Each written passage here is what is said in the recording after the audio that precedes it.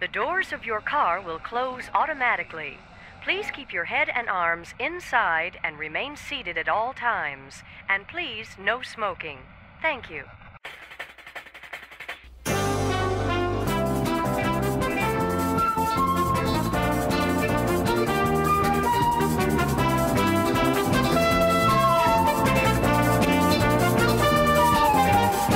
Matterhorn Matt presents Matterhorn Mondays.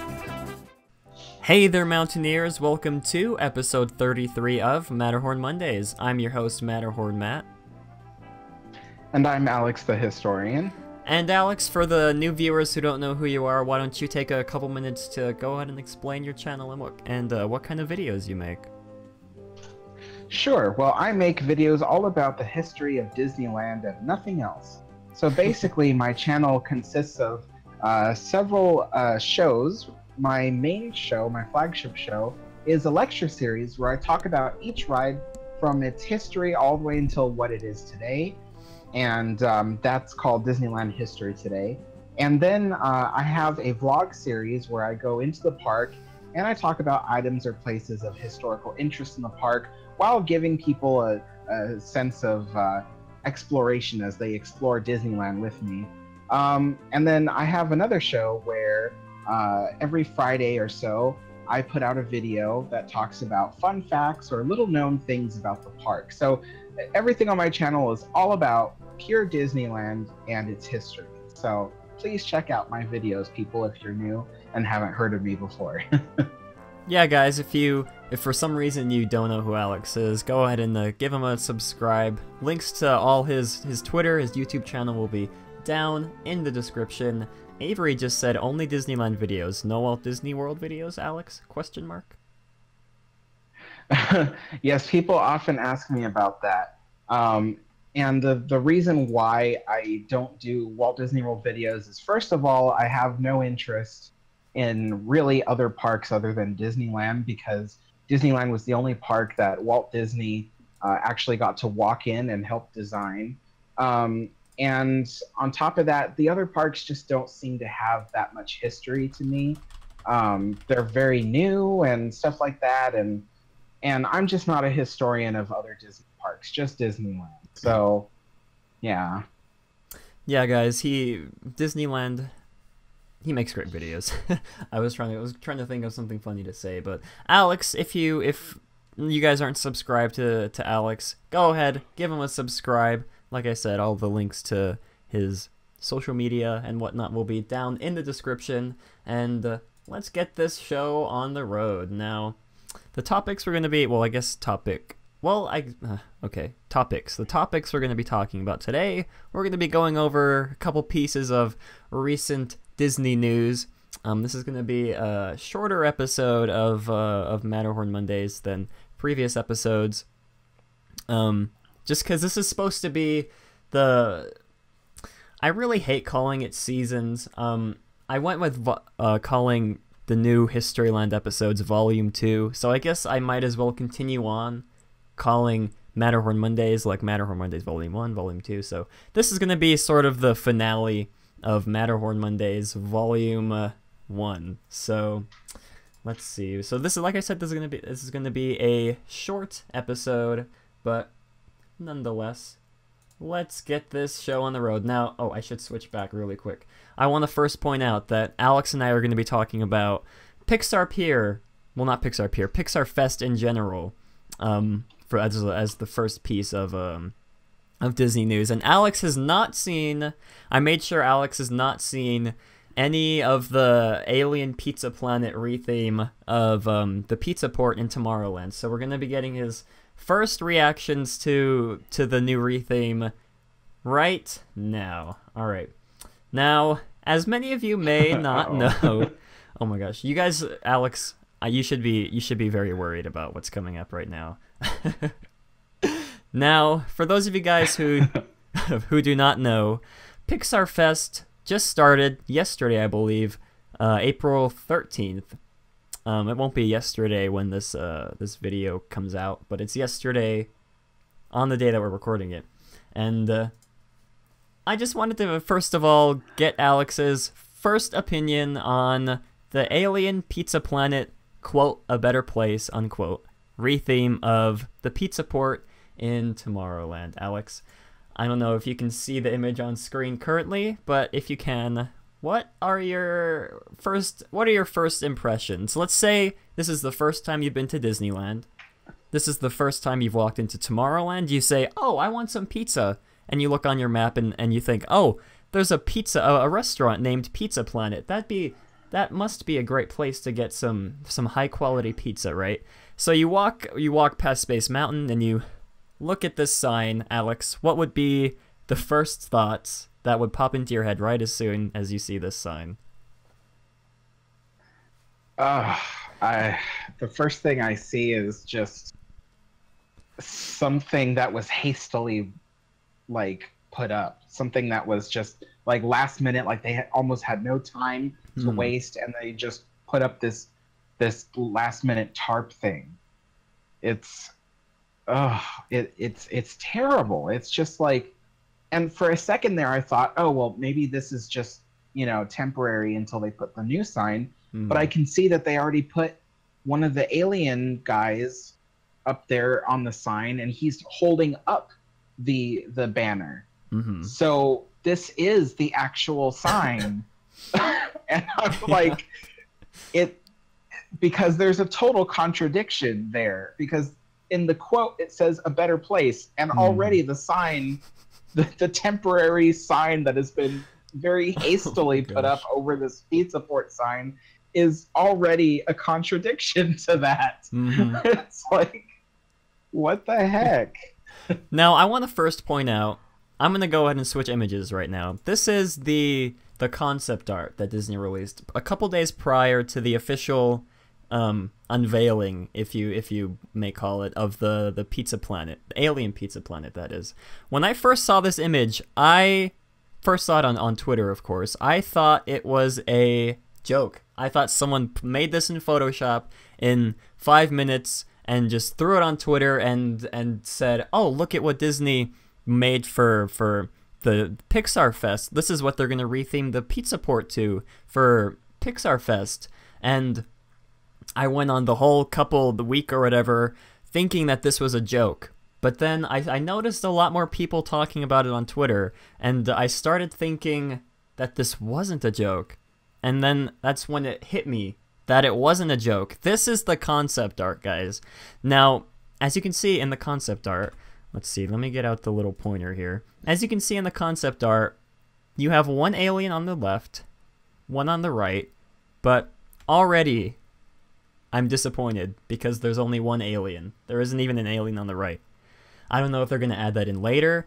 I don't know if they just forgot to mold a second alien to put on the right, but already, right off the bat, I'm disappointed. And just look at how... I have no words. I have no words. It's just so terrible. I never thought I'd see anything this bad in a Disney park. I'm trying not to laugh out loud because this is just terrible. Now, I was around for DCA 1.0.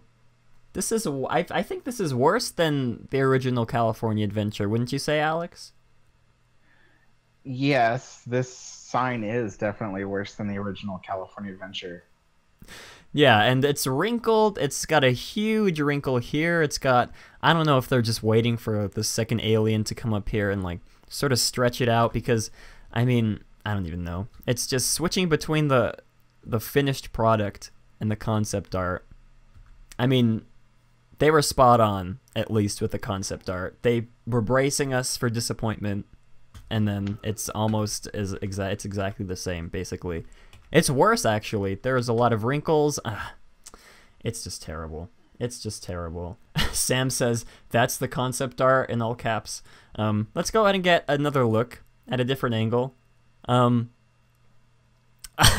This is another angle of the sign. I just want you guys to accept the fact that this is in Disneyland, the original Disneyland. This is,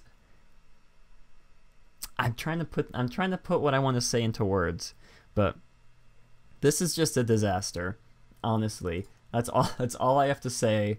I guess I should point out, first of all, thank you to wdwinfo.com for these next couple images that we're going to be showing. But yeah, this is the worst thing I've ever seen in a Disney park.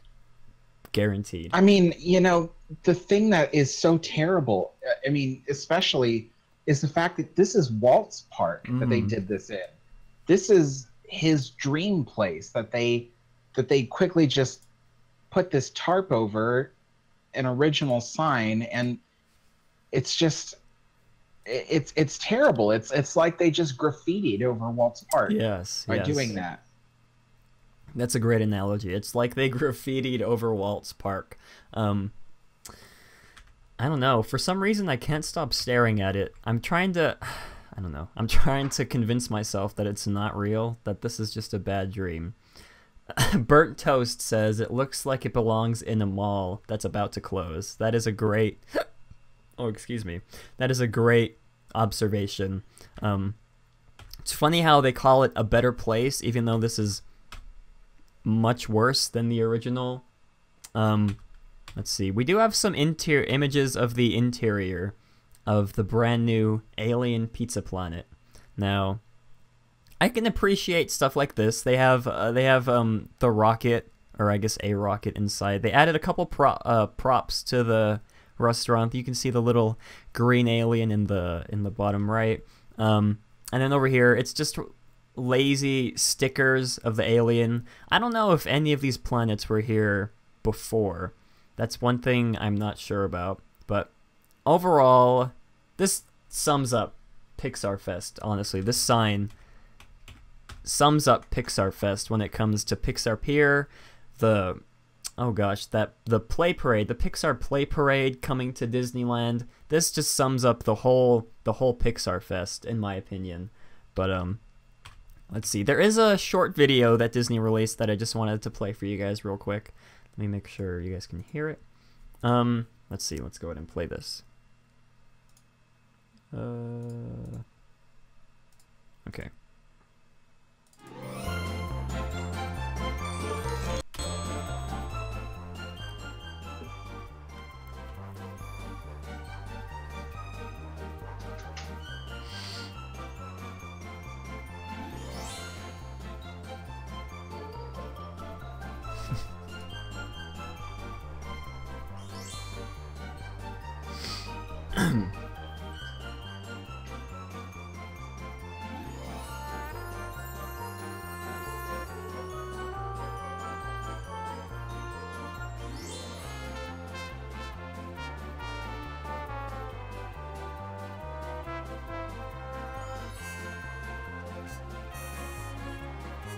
That's basically the whole thing.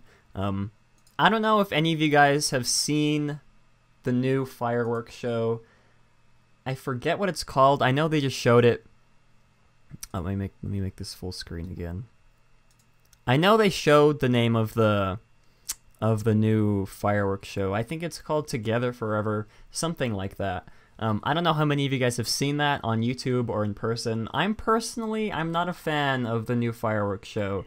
I thought that was going to be the one thing that I would come out of this whole experience saying, I like the fireworks show, but okay, yeah, SB Tommy says Together Forever.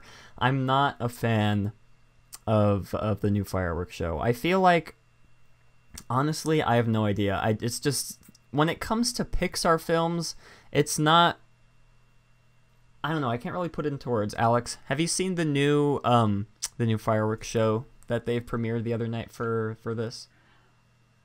Yes, I've actually seen it twice on YouTube. Okay. I haven't seen it in person, but from what I saw on YouTube, it was I don't know. It wasn't, to me, it wasn't as bad as what was it called? Disneyland Forever. Like, I thought Disneyland Forever was pretty freaking bad. But it wasn't as bad as that, but it certainly wasn't one of Disney's good fireworks shows. Mm-hmm. Yeah, that's for sure. I feel like I'm trying to think of why I don't like it that much. It's not that I have some sort of beef against Pixar films. I love Coco. I love Up. All those, basically every Pixar film I love, except for The Good Dinosaur, which I haven't seen. But it's just not. I feel like Pixar doesn't resonate enough, at least for me. I don't connect with a lot of the characters as much as I do in normal Disney films. I mean, Cars, I'm not emotionally invested in the Cars franchise. My personal opinion, this Pixar Fest should have been just nothing but Coco. Just because the Coco is one of Pixar's greatest Disney films, in my opinion. It's one of my favorite films of last year. But yeah, so this is the one of the signs above the front gates of Disneyland. Again, it's just all so lazy. Like this, it looks, someone could have made this, painted it, put it up here in maybe a day, 2 or 3 days. It's just so lazy. And gosh, I don't even want to get started with these banners or whatever they are hanging up around the park. It's like I'm going to a state fair is what it feels like.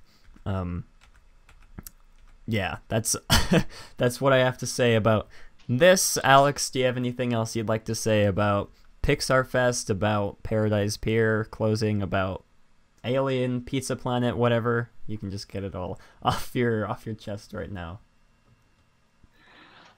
Well, it seems to me that Pixar Fest was just a really slapdash, quickly thrown together kind of celebration. I don't know. I can't think of the word I was trying to use, but some kind of celebration that Disney wants to do. I mean, it just seems like they didn't really put too much into it. I mean, if you think about it, it's all about merchandise. Excuse me, I just yawned. Anyway, it's all see, that's how boring Pixar Fest is. Yeah, so it's all about merchandise and then of course the fireworks show, but but it doesn't really seem like they worked really hard on it, and I don't know. And of course Pixar Pier isn't even open yet. I think honestly the Pixar Fest was just a way to hype people up before they opened Pixar Pier. And yeah, what's funny was I was watching a video because they opened the Disney Blue Sky Cellar over at California Adventure to show the previews of the construction of Pixar Pier. And I was very curious because I used to work as a cast member, a guest relations cast member at the Blue Sky Cellar way back when they were constructing Cars Land. And so I used to give people tours around the Blue Sky Cellar, talk to them about what Cars Land was going to be and how it was going to be made and the stories behind things. I knew a whole bunch about Cars Land, and so we would talk about that stuff. Anyway, and I was thinking, okay, well, Blue Sky Cellar is a great way to figure out why they chose to do what they chose to do with Pixar Pier. And out of the whole thing, I could not figure out how Pixar Pier makes sense. It just doesn't. Like someone else had asked a very important question, which was, what's the story of Pixar Pier? How do all these random Pixar characters come together and create a pier? And how do they know each other? How are they relating to one another? Why did they come together to make this pier? And why a pier in the first place? So there's no story. There's no story behind Pixar Pier. And people, you have to ask yourself, Disneyland is known for creating lands that tell a story. There's a whole reason why there's a land, Fantasyland and Tomorrowland and Frontierland. There's a story going on. But Pixar Pier seems to be a land without a story. It just is completely just slapdash, just really hasty retheming, reskinning of attractions. And same thing goes with this Pizza Planet thing. It's just, it's just super, super slapdash and done on the cheap and really quickly and without much thinking put into it. And it's really sad because I see a lot of people who are just like going nuts over this. Like, yes, all Yes, right, yeah. I'm so excited. And I'm like, why? Why are you, you know, like, this is so cheap and so tacky and done so poorly, you know? I just don't understand why people are so quick to get excited about something so cheap. You know, it's like, this is Disneyland. You should be expecting more out of what you get for your money. And I can already see Alex Underwood asked me, Alex, what if you end up liking parts of Pixar Pier? Well, I've seen the concept art and I know what's going on, basically. I mean, it's kind of like they already told us what's going on before we ever experience it. So I don't need to go on the Incredicoaster to know what to expect on the Incredicoaster. I already know what they plan to do with it, and what they plan to do with it just doesn't meet what I would consider a Disney expectations. And like, for instance, they've already shown like concept art for the churro cart, which is the Senior Buzz churro cart, which is like the Mexican version of Buzz Lightyear from Toy Story 3. And that just seems so terrible. It just seems like, why did you choose an embarrassing part of the Pixar franchise? Yes. You know, why did you choose the most embarrassing part of that and then decide to put that up as quality, you know, something? And you know, and then there's that chicken restaurant. I know why I know why it's the way it is. I know that it's meant to be part of that animated short, and it's designed to look like, you know, what it's designed to look like, which is like a Happy Meal, basically.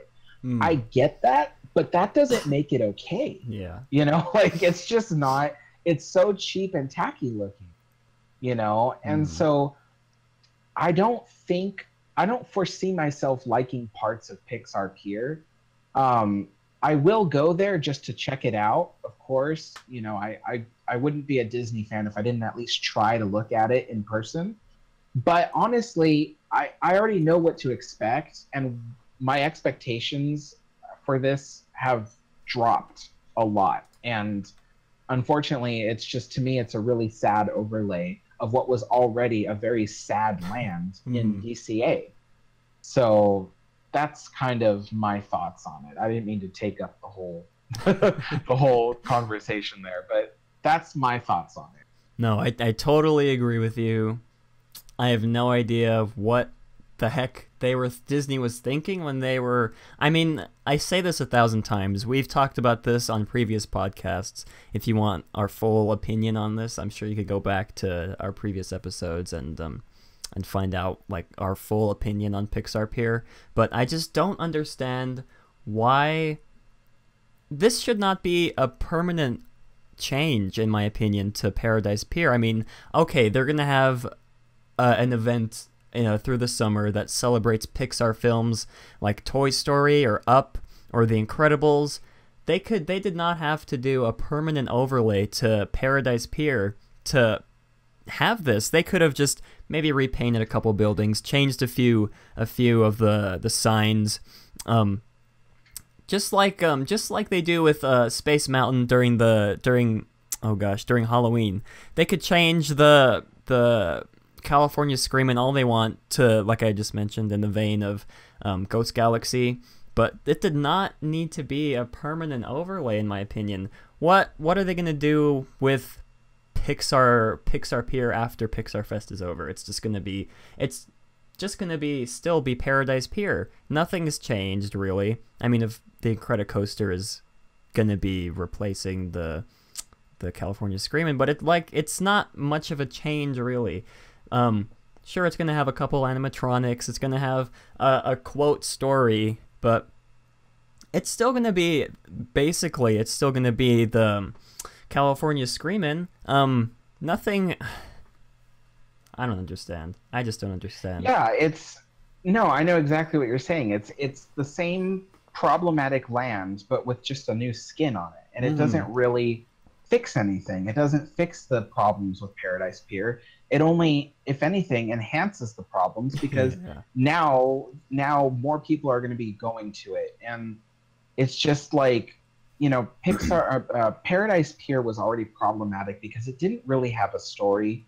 You know, like I said before, Disneylands usually have a story going on, and at least back then you had, oh, it's a Victorian era, you know, seaside amusement park. Okay, all right, but what is it now? Oh, now it's an seaside amusement park that doesn't exist because now it's all Pixar. I mean, are you going to go to Los Angeles and find a Pixar pier? No, you're not. You know, you're gonna, you don't. It doesn't exist. It only exists at Disneyland, and so it's like, it's not like it's emulating something that does exist. It's not. It's doing something all new, and like I said, it just doesn't have any story to it. And so, oh, I wanted to mention a question that Swagford95 asked. He says, Alex, what makes this different than something of the same caliber in Fantasyland? I'm not really sure what you mean by same caliber in Fantasyland. I haven't really seen any. The only retheme I can think of is the Red Rose Tavern, but at least that was tastefully done. Yeah. No pun intended. But, you know, it was, they didn't beat you over the head with, you know, with Beauty and the Beast theming. They did it nicely. They put a few themes here and there, and they tastefully dressed up the restaurant. So, and it doesn't, like I said, it doesn't beat you over the head with, oh, this is a Beauty and the Beast restaurant. It doesn't do that, which is what I like, you know? So, I mean, the whole Pizza Planet tarp thing just calls attention to it. And that's what I would call something that beats you over the head with its need for attention. It's just, but Red Rose Tavern, okay, SB Tommy says Red Rose Tavern has tarps over the signs too. No, they don't. They don't have tarps. They have really nice curtains. And I know that doesn't sound like much, but it fits thematically with the area. The area would use curtains instead of tarps and whatever, but no, it works. Red Rose Tavern works. So I'm defending that one. Yeah, Red Rose Tavern is a completely, I mean, compare the sign for Red Rose Tavern to this monstrosity here. I mean, at least the curtains, as Alex called it, at least they're not folding or wrinkling in any of the spots. At least they're not, at least you can't see the hooks that are used to hook on the piece of fabric over the original sign. And I had to dig through the Discord chat to find this. I believe this is from the official Disney site, Disney Parks blog, something like that, that explains what sort of what's going on in the new Pixar Pier. This is for Neighborhood 3. I'm gonna read this. Inspired by classic turn-of-the-century California boardwalks, Pixar Promenade is centered around a potpourri. Is that how you pronounce that? It's probably not how you... Potpourri. That's an interesting word. Of Disney Pixar crowd pleasers. Take a quick spin on the newly themed gondolas of the reimagined Fun Wheel for a fabulous view of the park. Then test your skills at the Bullseye Station Stampede, as well as new Midway games celebrating A Bug's Life, La Luna, and WALL-E. Now, they are still theming, for some reason, they are still deciding to go with the theme of, quote, turn-of-the-century California boardwalks, which is so confusing. Why are all of the Pixar, I'm sure Alex said this earlier, why are all of the Pixar characters joining together on a boardwalk in California to play Midway games?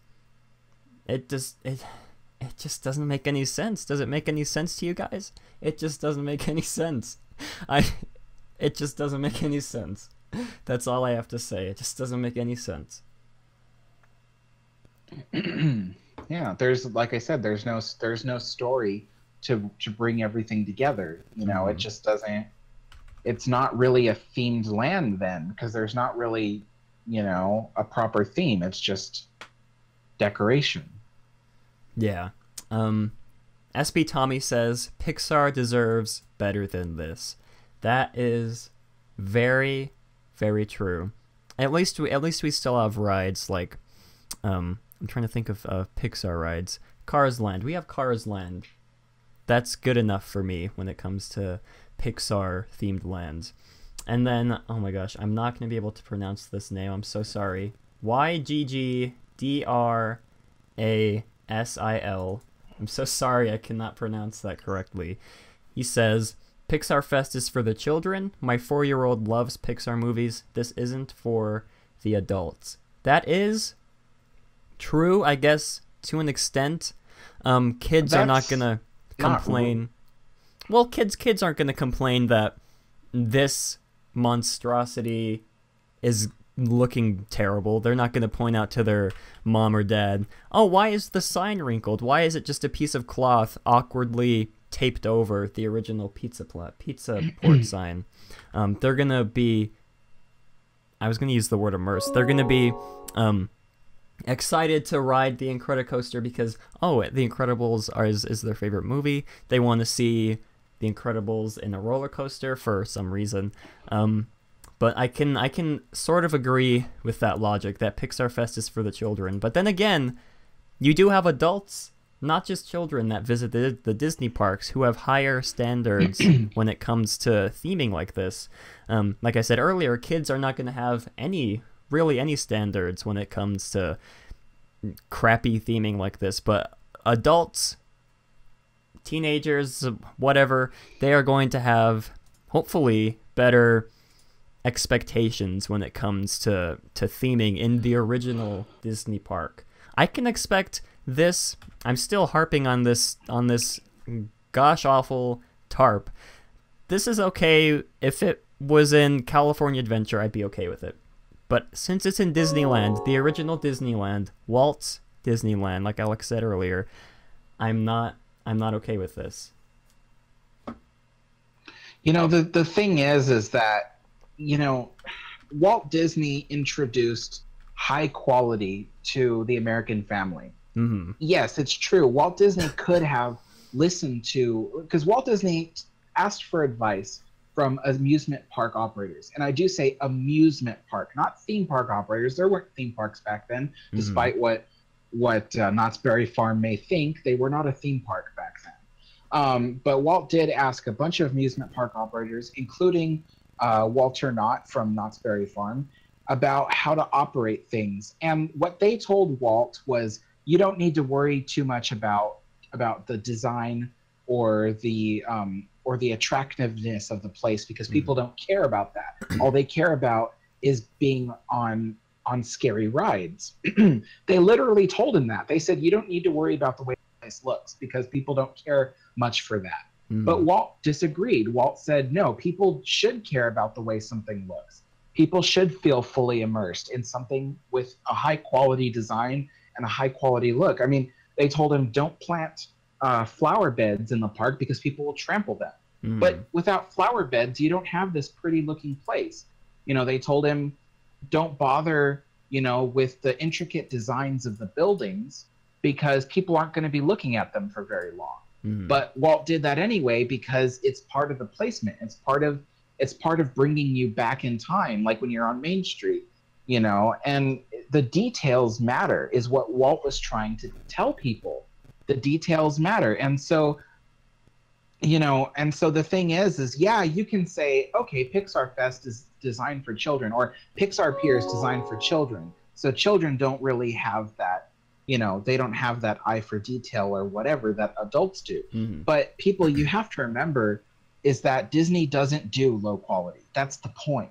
Yeah. The point is that if you keep letting Disney bring you low quality attractions, low quality things and rides and shows and things like that, if you keep letting them do that, they're going to keep doing it, and it's going to get worse, and it's going to get worse if you let up on it. I mean, look at what Disney had this stage show at California Adventure a couple of years back. It was like a almost like a street dancing kind of show, and then Mickey Mouse comes out as a street dancer and starts dancing to like this really crappy like rap music made out of zippity doo-dah. Oh my god. You know, and then the teenagers, they tear the clothes off of him to reveal that he's like this street dancer and he's going to do all these moves. It was a terrible show. It was terrible. The music was terrible, and the dancing and everything, it was a cry for help. And if people had said, "Oh, this is great, let's keep watching it," then Disney would keep introducing those kinds of shows to the park, and things would get worse. So, you know, Disney operates on a system of checks and balances. They give you high quality because you demand high quality. If you stop demanding high quality out of Disney, they're going to stop giving it to you. And quite frankly, I love Disneyland because of its high quality. So I'm going to keep demanding that high quality from them. Yeah. I will continuously do that. Absolutely. And what you mentioned earlier, I do remember sometime, I think this was last year, in Tokyo Disney Sea, they did a temporary Pixar overlay retheme, and I remember seeing the concept art for it. I was trying to find pictures of the concept art, but this was the only image I could find, just right off the bat. This is what they decided to do, in some people's opinions, the greatest, most immersive Disney park ever to have opened. I guess here's more examples of it. It's like a board game, something, I don't even know. It's just, this was just, I remember seeing like I said, I remember seeing the concept art for this. Like, just look at this image right here. You got the Luxo ball, if that's even what it's called, positioned in front of the, I'm trying to remember what the name of this attraction was. It's not the Tower of Terror, it's High Tower Hotel, something along the lines of that. But I remember seeing this, I believe it was last year, and I remember thinking, oh my gosh, this is terrible. And then, oh, here's part of the concept art. And then I was thinking to myself, oh, they couldn't do anything worse than this. But then, let me get back to the image. But then this happens. And it's like Alex said, if you stop demanding high quality things from Disney, they'll keep doing low quality things. And this is just like a step down from what I just showed you guys, which, like I said earlier, that concept art that I saw from Tokyo Disney Sea a while back was one of the worst things I've seen in a long time from a Disney park. And SB Tommy says the event was called Pixar Playtime. Yeah, I remember that now. And then, like I said, I was thinking to myself, oh, they couldn't have done anything. They couldn't top this. They couldn't make anything worse than this. But then my eyes get assaulted with this monstrosity of a sign, of an overlay. And at least in Tokyo Disney Sea, it wasn't a permanent overlay. But in California Adventure, the Pixar Pier is a permanent overlay. Well, I guess not overlay, a permanent change to the park. But it's just so we get so unlucky in Disneyland when it comes to. It almost feels like more specifically when it comes to Pixar-themed attractions and lands. I mean, of course you can argue that we have Cars Land while Walt Disney World is getting Toy Story Land. I mean, I thought Toy Story Land was tacky, but seeing all the stuff from the Pixar, I can't even remember what it's called, Pixar Fest, that's what it's called. I thought Toy Story Land was tacky, but Pixar, I just forgot it again. Pixar Fest is some of the tackiest things I've ever seen in the Disney park, but I guess we can say at least this is temporary. We won't have to put up for it for very long, but it's still a temporary overlay. It's just unacceptable. Yeah. Now, my gosh, we talked about Pixar for so long. Let's move on to a sort of happier subject. I don't know how many of you guys have seen this. Oh gosh, I completely forgot what I was going to say. Oh, I do have the link open. Thanks to WDW News Today, we do have, I believe this is test footage of some sort for the new Millennium Falcon attraction in Star Wars Galaxy's Edge, and I wanted to show this all to you for those who haven't seen it, and we wanted to give our opinions on it. Now, this is a kind of a long video. I'm only going to play the first couple 15, maybe 30 seconds of it, just because the rest of it doesn't really have much substance. But let's get to watching this clip.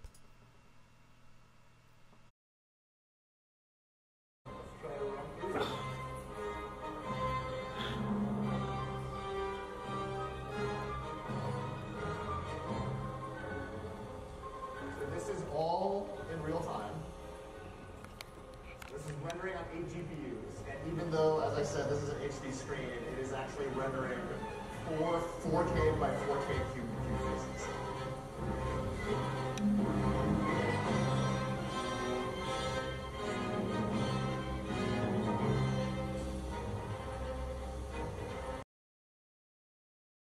Okay, so that's basically, I just realized my mic was muted. So that's basically the extent of that. It's only a 40-second clip. And let's see, Sam the Griff says, I don't quite like the animation on this. I believe this is just sort of an early mock-up. Of course I don't think that this is going to be the finished product. I'm sure this is just a quick rendering that they threw together. Not the high quality 4K whatever models. I don't know much about animation, but I am assuming that this is just early test footage. So this will not be what the finished product looks like. I'm sure they're still going to polish out a few of the textures, models, lighting, whatnot. Like I said, I don't know much about animation, but Anthill says it looks interesting. It does look interesting. I did see in the YouTube comments that a lot of people were calling this a Star Tours V2. That's basically, really, that's what it is. I mean, I don't know what I would have expected else out of this. It really is, from this very short clip that we just watched. Does look like a beefed up, is that the right word? A beefed up version of Star Tours.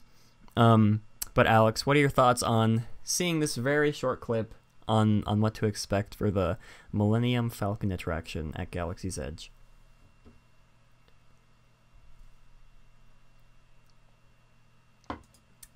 Oh, is Alex still there? Hello? Oh, did you ask me something? I did. I asked what you thought of this short test video that I showed the viewers. Wait, I'm sorry. You're kind of choppy. I can't hear you. Oh my goodness, my internet is going crazy. My sister's probably watching YouTube videos. Let's see, Alex, if you can understand what I'm saying, what are your initial thoughts or impressions on this short clip that I showed everybody? Oh, well, I think that the animation could use a little bit more work. I mean, I don't know if this is the final animation, but hopefully it's not. Hopefully they're still working on it and they're going to make it look better. But it looks okay. I mean, it looks kind of fun. You know, it does remind me of Star Tours a lot, you know, because basically that's what the attraction is for the Millennium Falcon attraction, is basically a simulator type ride.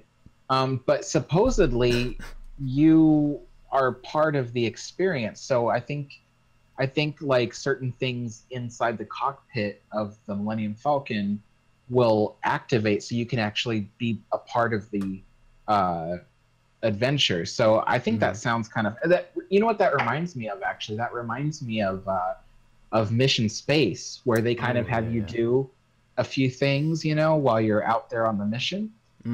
So I think that's what the Millennium Falcon attraction will be like, and that sounds kind of fun. I mean, you know, I always tell people that I'm not really a fan of the fact that they brought Star Wars into Disneyland as a land, but for the ride itself, it does look exciting and interesting. Now, man, it's been a long time since I've ridden Mission Space.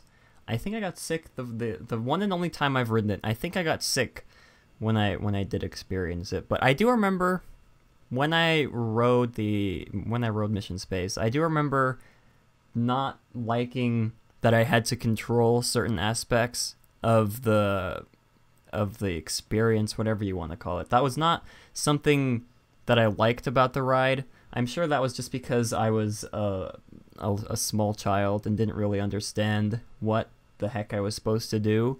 But I mean, Alex Underwood says, do not forget that this is a demo. You won't see the text on the side either. That's true. Like I mentioned earlier, I'm sure this is going to be polished up for when it comes to the final release in Galaxy's Edge. But it does look interesting. I don't know how many people are going to like the fact that it's basically just a Star Tours clone. No pun intended. To the 5 people out there who got that. But yeah, I don't know. I don't know how many people are gonna like the fact that it's basically a Star Tours clone. But I mean, it does. Again, this is a very short clip that we have to work with. That we have to work with. But from what I've seen so far, it does look neat. That's really all I can say. It does look neat. I'm still somewhat excited to experience it. I'm sure I'll love it when I do get to experience it. But yeah, that's really it. It's just this very short 44-second clip of this attraction. And I think, Alex, unless you have any closing thoughts you'd like to say on either the Pixar Fest, I almost said Pixar Play Parade, Pixar Fest, or the new Millennium Falcon attraction test footage. No, I don't have any other thoughts on it as of yet. Well, let's see. I think that's gonna do it for these these 2 short topics. We're gonna go ahead and switch into Q&A mode for a little bit. If you guys want to type in chat, ask us some questions, we'll be glad to answer them. Let's see if I can scroll up and find some questions. I did see someone typing in chat earlier that it was something along the lines of just start the Q&A already. So whoever typed that was very excited for us to start the Q&A. Walt at times has to be rolling over in his grave or cryogenic tube, says Jay Keith. I'm sure he would. I'm sure he would be if he saw the things that were going on in Disneyland these days. And then Sam says, I know that tarp belongs in Nara Dreamland, referring to the tarp on the Alien Pizza Planet. Let's see. In Mission Space, oh, that voice crack. In Mission Space, the guy in the ride says when to push the button so it's not fully interactive. I must have missed out on that part. Again, it has been a long time since I had experienced Mission Space, and I was maybe like 6 or 7 at the time, so I didn't really understand most of how to do everything. But let's see. When you say control it, do you mean something like Mission Space, where it kind of lets you control it, but it really is. But oh, I read that totally wrong. When you say control it, do you mean something like Mission Space, where it kind of lets you control it, but it really is just a video?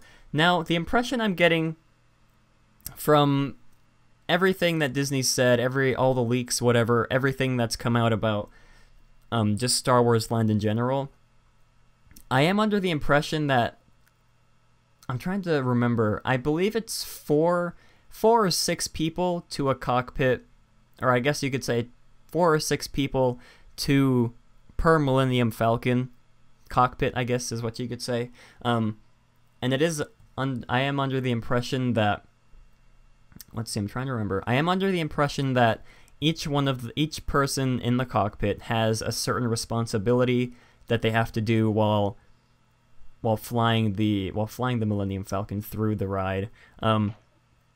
And one of the really big things that that Disney is hammering home about not just I always have a hard time saying that, Millennium Falcon attraction.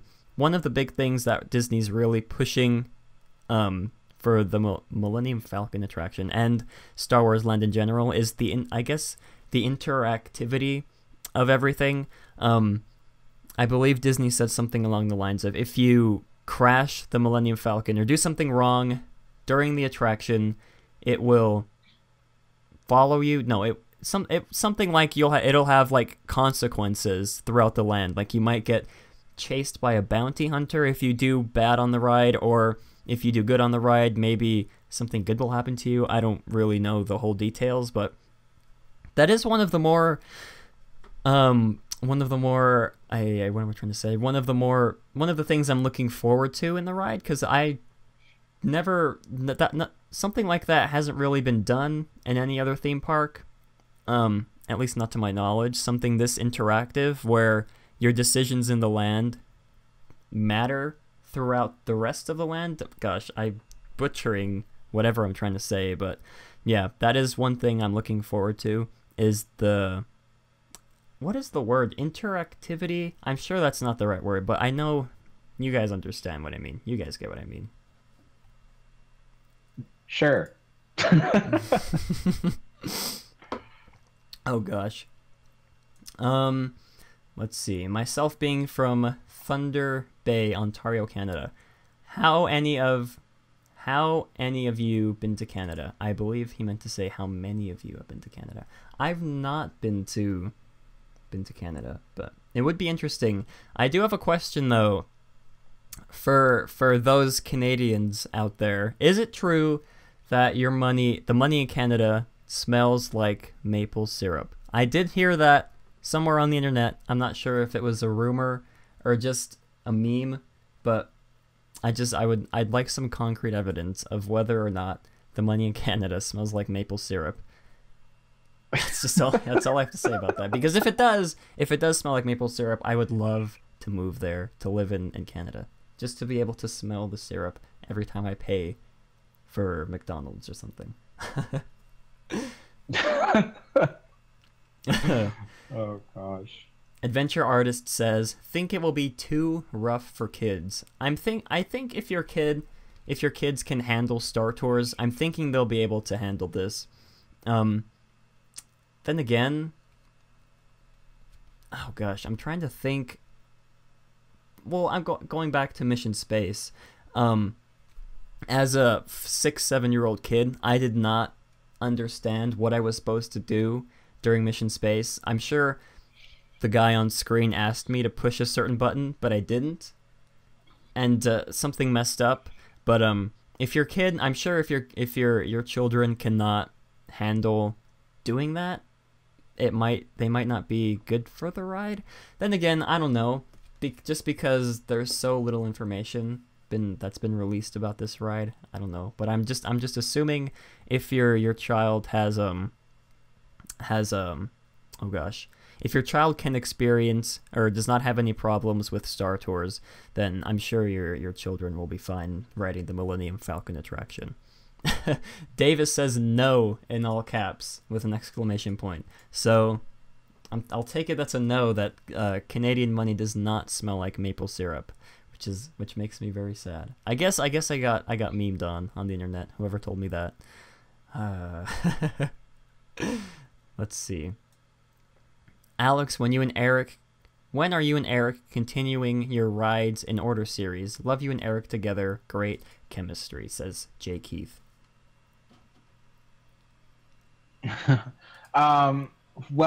Actually, this Tuesday, Eric and I have plans to meet up at Disneyland and continue on with the Rides in Order series, which means I'll have to get on the Davy Crockett Explorer canoes, which I've never done before. So that's going to be interesting. No, oh my gosh. I did ride that a couple times. I was not a fan, just because, I think I said this last week, just because that you have to do manual labor to actually get to experience the attraction. But if you're okay with paddling in a canoe with 10 other people in 100-degree weather, then you should be fine. But I don't know how many people are okay with that. So, yeah.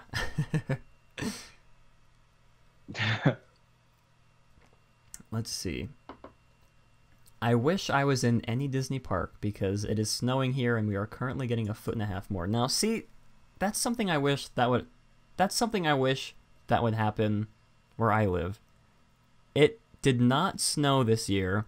It did flurry once, very light flurries, but I guess you could say the last major snowstorm we had was, I'm thinking 2 years ago.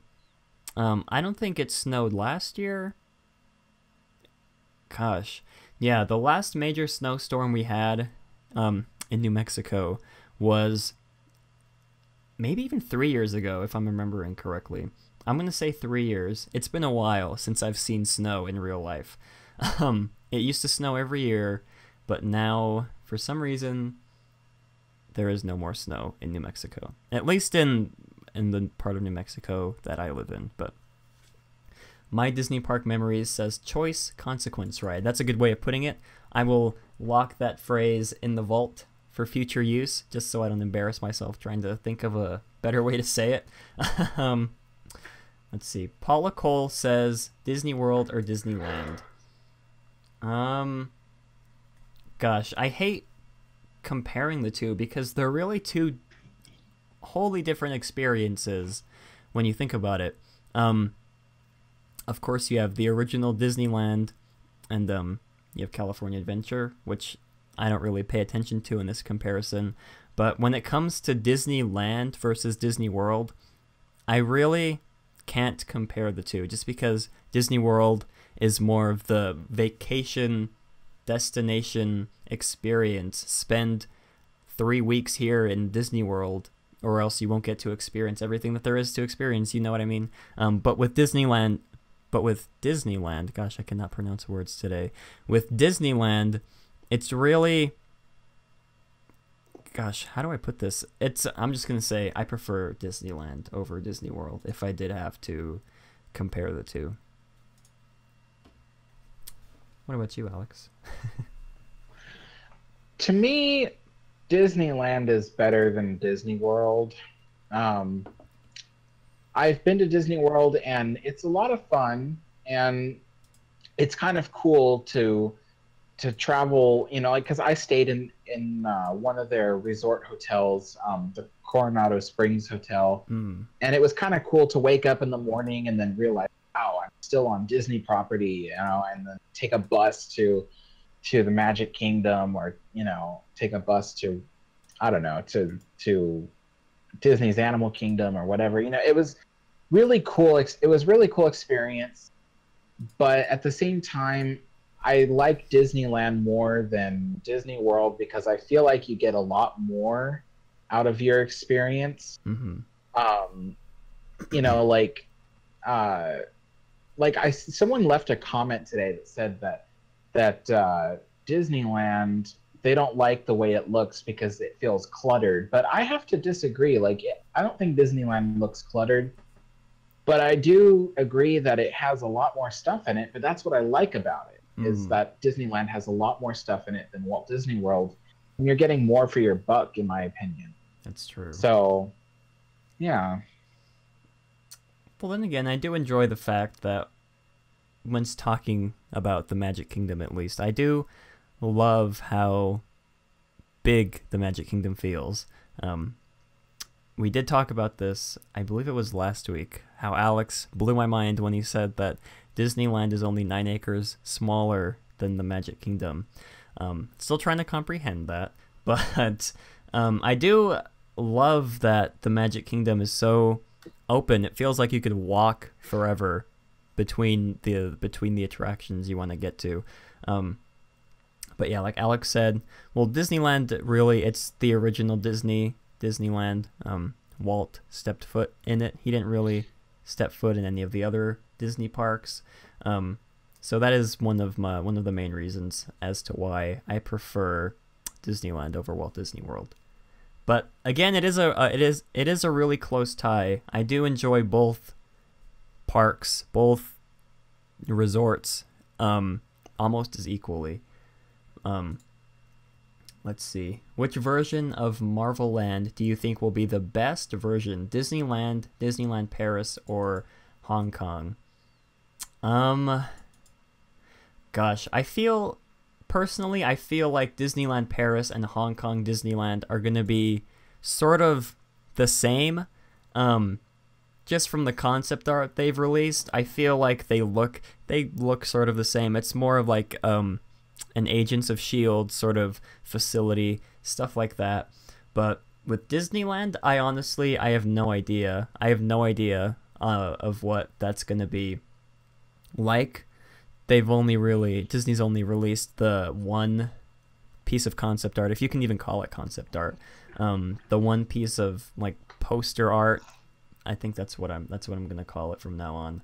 And it's really not a lot to go on, but it does look different, at least, to the other two versions in Paris or in Hong Kong.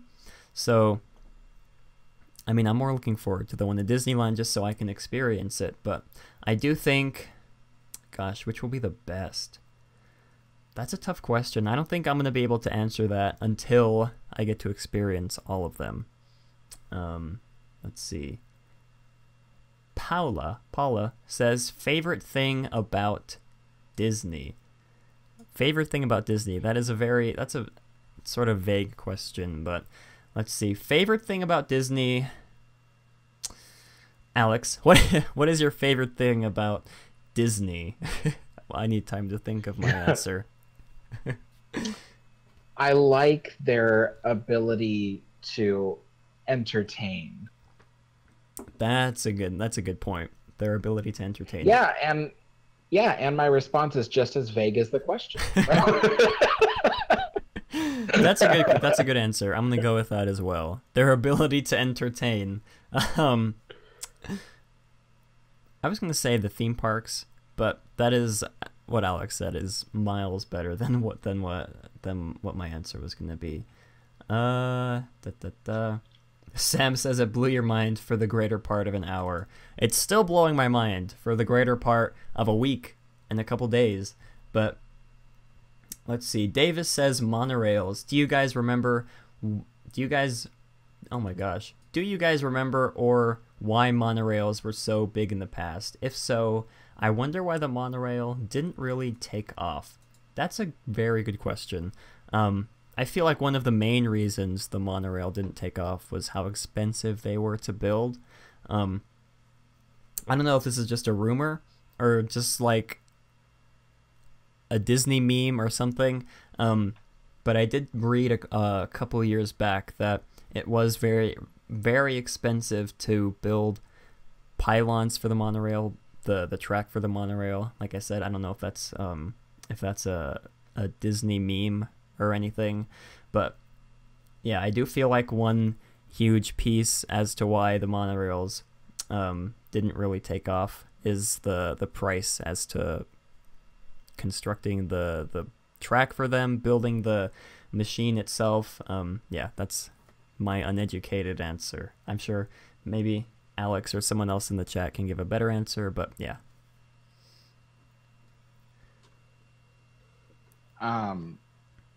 I certainly do have an answer for that one. So the monorail, when Walt Disney brought the monorail to Disneyland, you know, everyone knows it was the first daily operating monorail system in the Western Hemisphere.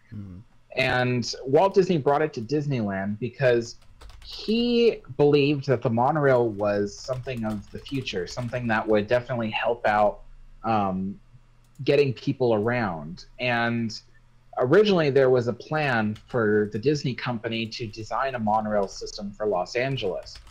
And they were already making plans on which streets it would go along and whatever, and it was supposed to get people around LA a lot faster. The problem with monorails, though, at the time was that, besides the expense, was that they were trying to make the automobile much bigger.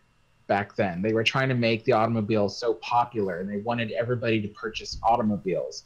As a matter of fact, LA got rid of its own transportation systems in order to make way for the automobile. They got rid of their red car trolley lines. They got rid of their streetcars and bus systems in order to make way for the automobile. And so you saw monorails installed in places like Vegas and places like Seattle. But really what it was the nation wanted more cars, and the car was a lot more efficient to get around than taking a monorail, which had very limited stops.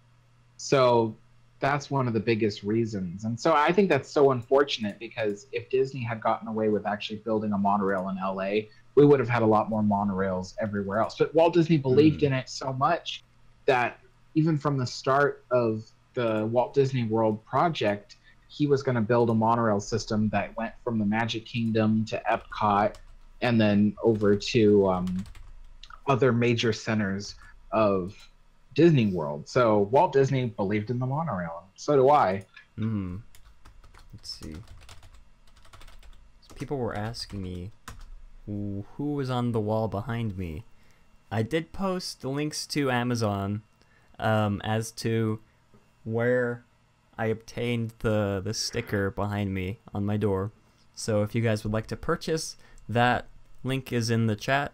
I also made a command exclamation Asian sticker, and it will link you to the Amazon listing. That had nothing to do with what we were talking about, but I just saw two people ask me what the heck was behind my door or on my door. So yeah. Let's see. A tour guide told me that it's way too expensive than back in the 60s. A Disney Park Memories says. Yeah, that's sort of that. I think that's sort of what I mentioned earlier, of how it was too expensive to build a monorail track. But let's see. And then Paula says they were going to use monorail in Progress City. I wish Walt could have been around to see that. So do I. If you're interested in something along the same vein as what you said, Alex and I did do a podcast, one of our really early episodes. We talked about if Epcot would have been built. We talked about if it would have worked. Like I said, that was one of our early episodes. I want to say maybe the 5th, maybe 10th, I'm not sure, episode, but you can go back, find that, and you can see what Alex and I had to say when it comes to whether Epcot, the city, would have worked if it would have been built back in the day. But I think that's gonna do it for this this episode of Matterhorn Mondays. So glad how many people are currently watching? So glad for all you 21 people coming out to us, experiencing this with us, chatting in chat. It means the world to us. And if you guys want to comment down below once this gets released, of course, we want to know your thoughts on all the topics that we talked about, whether it be Pixar Fest or the new Millennium Falcon footage that was released. Comment down below. We love reading all of your comments. And also, Alex, why don't you go ahead and explain to the lovely viewers how they can support you? Sure. If you would like to support my channel, you can get the free app called Venmo, spelled Venmo. And basically what you do is you create an account and then find my username, which is @AYAlexander, and then you can donate however much money you would like to me by sending me a transfer request. So that's how you can support me. I was going to say something else, but no, that's all. Yeah, guys, link to Alex's channel and his Twitter, and I will also have instructions on how to donate to him down in the description. So if you aren't subscribed to Alex, go give him a subscribe, donate a couple bucks to him.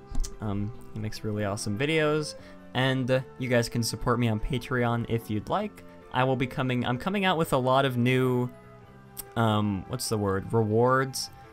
That's the word. I'm coming out with a lot of new cool rewards very soon in the near future for my Patreon supporters. So I am looking into, making a Patreon exclusive episode of Historyland, and then putting that on the VHS tape. And then if you pledge a certain amount of money, you get to receive the VHS tape with the exclusive video, the exclusive Historyland episode on it. We're still trying to discuss what topic we should do the Historyland episode on, but I do have tons of blank VHS tapes lying around, so we figured we'll put them to good use. So be on the lookout for that, and I think that's it. We hope you all enjoyed, and as always, have a great big beautiful tomorrow.